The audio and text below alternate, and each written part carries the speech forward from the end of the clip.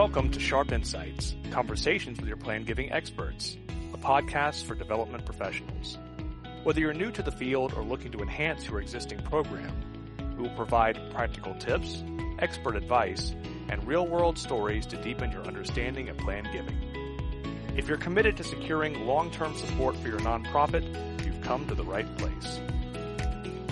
Welcome to Sharpe Insights, Conversations with your Plan Giving Experts. I'm your host, Grant Miller. Today's guest is Deborah Kathman, Senior Director of Gift Planning at the World Wildlife Fund.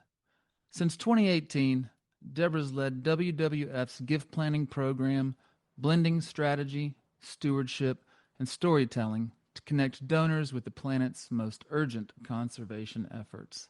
Deborah also serves as Vice President of Membership with the National Capital Gift Planning Council. Deborah, thanks so much for joining us today. Thanks for having me.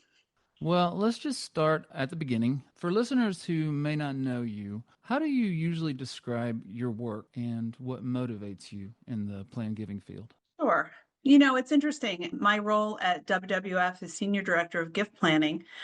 And in that role, I think of myself both as a manager and an advisor. You know, I manage an incredible team of 10 professionals and who work both to help donors make, in many cases, the largest gift they've ever made, and also to ensure these gifts are received and put to use promptly for the benefit of WWF. I'm also an advisor. One of my most favorite things in this role is to work with our gift officers and donors to find ways that they can make their largest and most impactful gift to WWF. And I think that's the part of the job that continues to motivate me and why I think gift planning is such an important part of any fundraising effort. Great. A huge part of my job is interviewing donors and writing their stories. And it's by far my favorite part of the job is getting to know these donors and hearing their stories and what motivates them to give.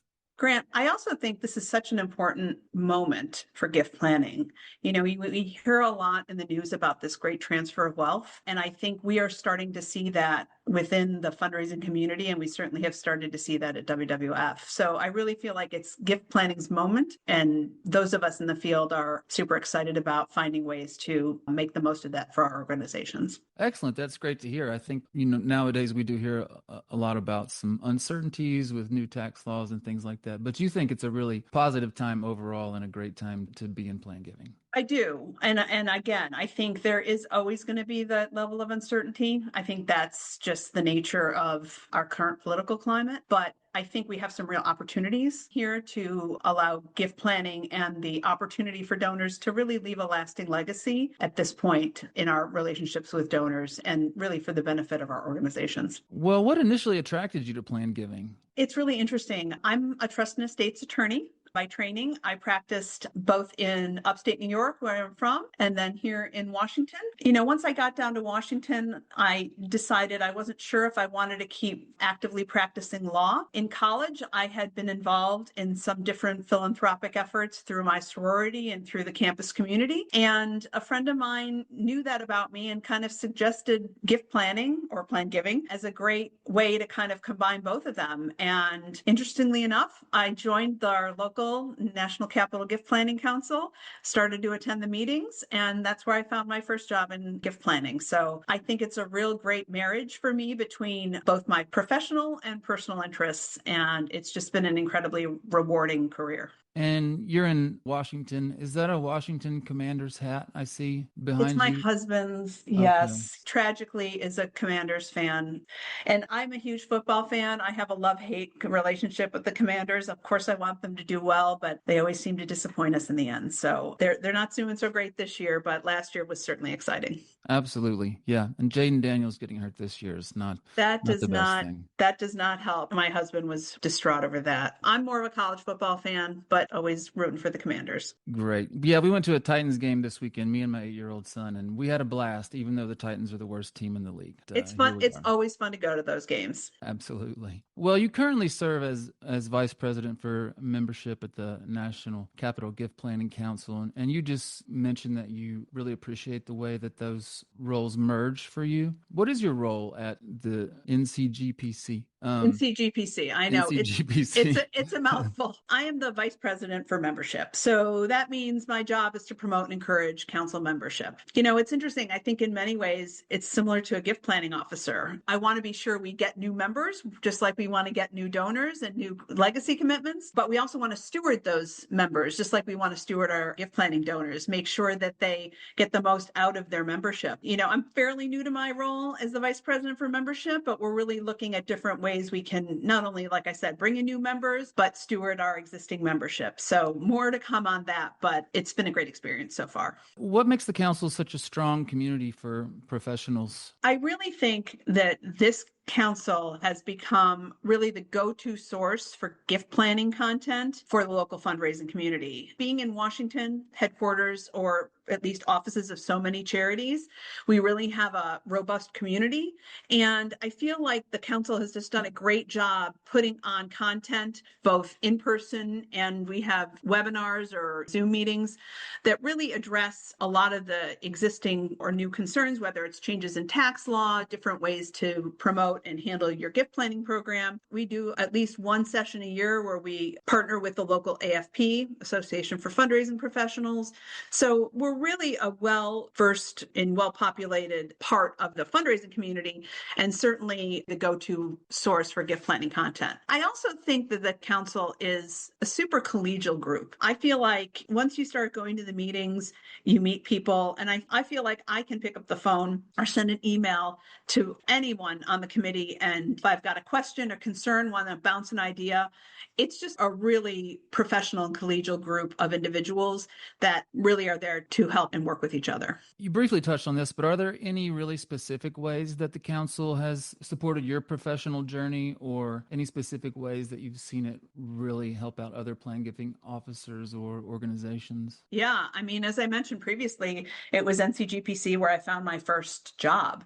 And I think I'm not alone in that. We have an active job board. It's the first place when I've needed new staff. It's the first place I put any job listings because it is such a deep community. And that's part of the reason why my background and how I got into gift planning and NCGPC being so instrumental is part of the reason why I wanted to give back with my board service. I also think the programs we offer are great, and we really try to bring in either experts or tap our local experts to give presentations on a variety of topics. And it's just a really great way to network and meet other people in the community to expand your professional network. Excellent. So NCGPC recently earned the Council of the Year Award from the National Association of Charitable Gift Planners. You want to talk a little bit about that award and what that reveals about the culture and momentum of the council? Yeah, the Council of the Year was a big honor for us, and we're so pleased and proud to receive it. I think it says a lot about the importance of our council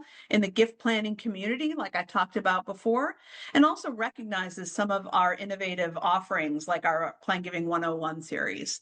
I think that really made a difference and kind of helps us stand out from some of the other councils. Again, I also think we benefit from having a larger community with so many nonprofits headquartered or have offices here. But again, I think it's really the strength of our community and our ability to network and pick up the phone and bounce ideas off each other. It's a very collegial and tight-knit community. And I think the Council of the Year recognizes that along with some of our other good work. Great. We talked about this a little bit earlier. I kind of wanted to revisit it. I think a lot of people perceive the philanthropic landscape as being pretty unpredictable. And you mentioned that this is a great time to help people establish their legacies with the organizations that are meaningful to them. So people who are a little bit nervous or uncertain, do you have any advice for them on how to talk to maybe the board or their coworkers or their potential donors to assuage some of these fears and uncertainties? Sure. Yeah, it is. And I certainly acknowledge that. And I would say that it's not that we're not seeing some of that. I do think some of that is more urgently or immediately seen from incoming, maybe major gifts, mid-level giving. And we see a little bit of that in gift planning, but I think because gift planning is so forward-looking, we're talking about making generally gifts of assets. We're talking about gifts in their will or their trust, this idea of leaving a legacy. I think that it's often not as impacted by the current political climate as maybe current gifts. And I think we're at a point with this large transfer of wealth from the baby boom generation to Generation X, millennials, that transfer of wealth is a great opportunity to have those conversations. Knowing that that's coming, it's a great opportunity to have those conversations with your donor base to talk about ways that they can make a gift. For people who make a gift in their will or trust or any other kind of gift planning vehicle, it's often the largest gift they'll ever make. So it's really just incumbent upon whether you're specialized in gift planning or even if you're just a more general fundraiser, maybe in a one-person shop, to really start identifying those individuals that can do this and start having some conversations. And there's a lot of easy ways to do that, from just putting some basic gift planning information on your website. One of the things we do at WWF is on the back of our business cards, our will language is there, so that when we leave that with a donor, when we leave that with an advisor, the recommended will language is right there and handy. There's some really easy things you can do to just introduce the idea of making a gift in your will or your estate to your donor base that are not a heavy lift and that can really impact the organization's financial future in the long run. That's a really important thing to keep in mind, I think. I think a lot of times we can maybe get a little catastrophic about whatever's happening in our current moment of time for whatever reason, whether it be economic or political or whatever. And I do think just keeping in mind that planned giving is a long-term strategy. And, we don't have a crystal ball. We don't know what's going to happen in the future, but we can do small things now to work toward that long-term strategy. I think that's really, really excellent advice. What about newer gift planning professionals that you see coming into the industry? Do you have any advice for those of us who are new to this? Habits we should create early on, mindsets, tips for stewarding donors? I always say to anyone who's interested in fundraising as a career that gift planning knowledge is such a great arrow to have in your quiver. It's a very specialized area of fundraising, and being knowledgeable in this area is such a big benefit to you as a fundraiser, right? And again, you don't necessarily have to be an expert, but just to be able to understand what gift planning is, the most simple ways to make a planned gift, and certainly to identify people who have the ability to do that is super important. The other thing I say often is that people are putting an organization where they normally put a family member. So the other thing I tell people is that it's really important. Getting the planned gift, getting the commitment is important, but most of those gifts are revocable. People can change their mind. So the stewardship component is also super important. Making sure that those people, once they have made that gift, still feel important, that the organization recognizes their gift as important, to keep communicating with them and to keep stewarding them. So I think continuing with that stewardship of those legacy donors is super important once you have those people identified. And that's something that I think needs to be a big part of anyone's job who is interested in gift planning. It's not just closing the gift, or for people who have a similar background to me, the really complicated or more technical planned gifts, some of the more complicated trusts and things like that are interesting. But for most gift planners, the bread and butter is wills, some trust, beneficiary designated gifts, and then making sure you continue to steward those donors to keep them in the fold of the organization. The other thing I'll add, Grant, as far as habits go, I would say learn as much as you can through your local council programming, webinars, other educational opportunities. There's so much information out there that's free and low cost where you can really get more information about planned giving, tax law changes, things like that that can really affect people's ability to give. Do what you can to take advantage of that. There's a lot of good information out there that is readily accessible. And then the last thing I'll say is keep in touch with people that you've worked with, that you can call them or vice versa if you ever have a question or need a connection. It's funny, I have daughters that one had just entered and one is about to enter the workforce. And that's something that both my husband and I talk to them a lot about is networking, growing that network. It's such a great way to start and continue a career. And that's another piece of advice I would give somebody new. And it's particularly important in fundraising. Well, what about specifically the council? What are the resources or professional opportunities that young gift planning officers might enjoy there? Sure. Our council, like I said earlier, we have monthly meetings. Pre-COVID, they were in person. Now we do a mix of in-person and Zoom meetings. Those are the number one way I recommend taking advantage of the council, attending the meetings, both for the content and also for the networking and meeting other professionals that have similar interests to you. One of the unique programs that we have at NCGPC is our Plan Giving 101 series. That's a series of 6 core classes that touch on different areas of gift planning. And it's a great intro course for people who either are new to or maybe not as experienced in plan giving. And then the last thing is we have an annual Plan Giving Day, which is a one-day conference in June. And that's a great opportunity to have one day filled with different plan giving knowledge, seminars, speakers. There's a lot of vendors that are there that you can meet with. It's also a great way to network and gain your plan giving knowledge. Well, in these last few minutes, you've given us lots of really, really great advice. And I'm just curious, is there a piece of advice that you've ever received that maybe altered your mindset or helped you out in your career in a really specific way?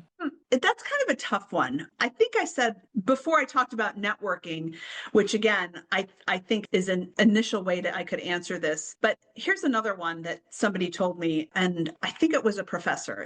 It's not just do what you love. It's lean into your strengths. Once you understand what you're good at, I think it's natural to like it.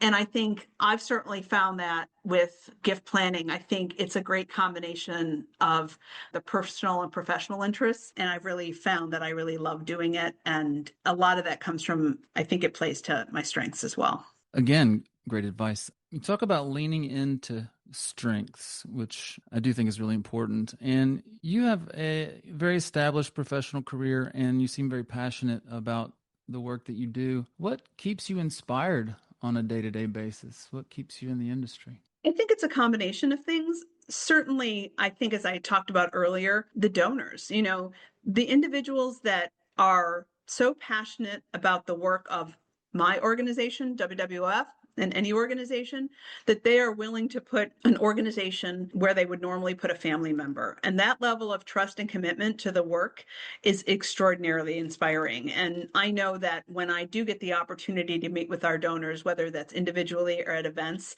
I always come back more and more inspired and motivated to continue to share these different ways that they can give. Because that's the other thing about gift planning. I feel like it's such a win-win situation. You're able to share your knowledge that allows a donor to make a bigger gift than they may have ever thought they could make and take advantage of some different tax benefits from making those gifts. And it's really rewarding to be able to do that because I think at the end of it, not only are we pleased as an organization to be able to get those funds, but I feel like in most, if not all cases, the donor is so happy that they're able to make such an impactful gift and one they may not have thought that they'd be able to make. And I also, working for an organization like WWF that does such amazing work, I can't help being inspired when I hear about the work that we do. It is so vast. It's so much more than just wildlife. Many different programs that we have that really inspire me and make me want to continue to do this work to support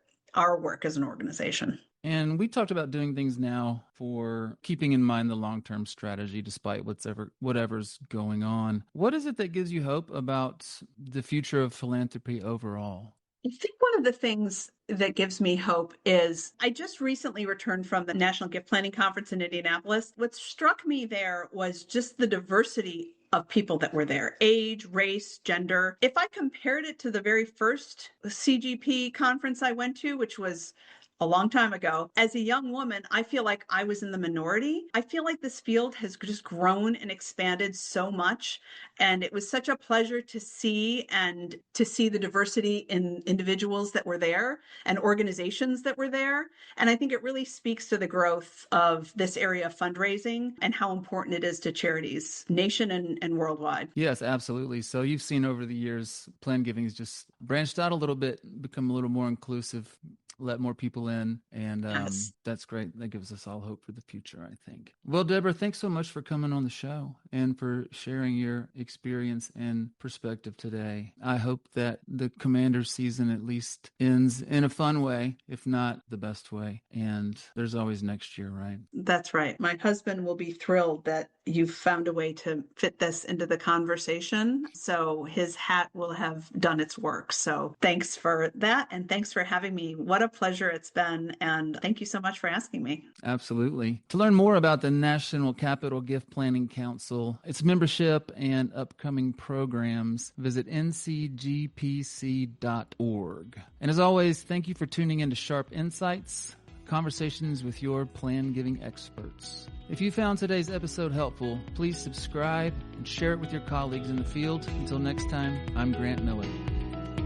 Thanks for listening. We hope today's discussion gave you practical takeaways to grow your plan giving program. To submit questions and topics for future episodes, go to sharpegroup.org or listen to us on your favorite podcast app. If you found this podcast insightful, be sure to like, review, and subscribe. Until then, stay sharp.